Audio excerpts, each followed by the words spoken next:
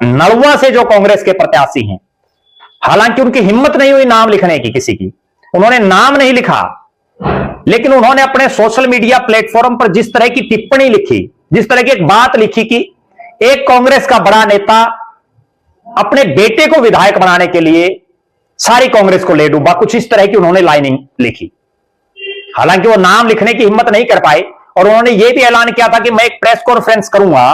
और उसमें मैं सारा चिट्ठा उजागर करूंगा सबूतों के साथ। लेकिन अभी तक ना उनकी प्रेस कॉन्फ्रेंस हुई, ना प्रेस कॉन्फ्रेंस तो उन्होंने की उस पोस्ट के बाद,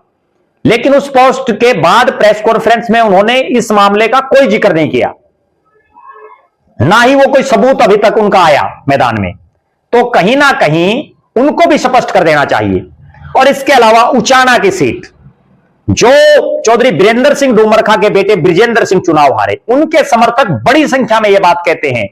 कि कहीं ना कहीं ब्रिजेंद्र सिंह को हराने में जयप्रकाश जेपी का विशेष हाथ है,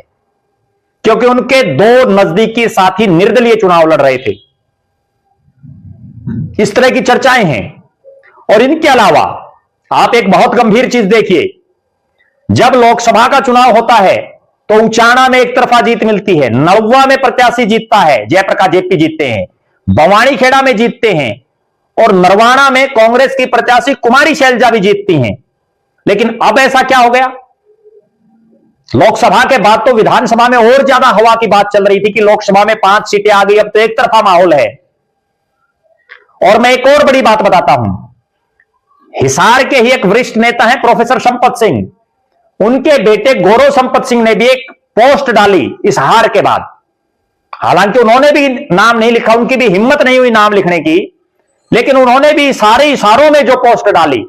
वो कहीं ना कहीं जयप्रकाश जेपी की तरफ इशारा कर रही थी। तो इसका मतलब ऐसा क्या हो गया कि चारों तरफ से जयप्रकाश जेपी की तरफ उंगलियां उठ रही हैं। और जेपी साहब से पत्रकारों ने भी बहुत बार यह प्रश्न किया है, लेकिन वो केवल यह उदाहरण दे देते हैं कि नारनौंद में हम जीत गए, हम आदमपुर में जीत गए, लेकिन यह नहीं बताते कि नारनौंद में लोकसभा के चुनाव में आप कितने हजार से जीते थे और अब आपकी क्या हालात बनी। आदमपुर में आप लोकसभा के चुनाव में कितने हजार से जीते थे और अब आपका प्रत्याशी की क्या हालात रही।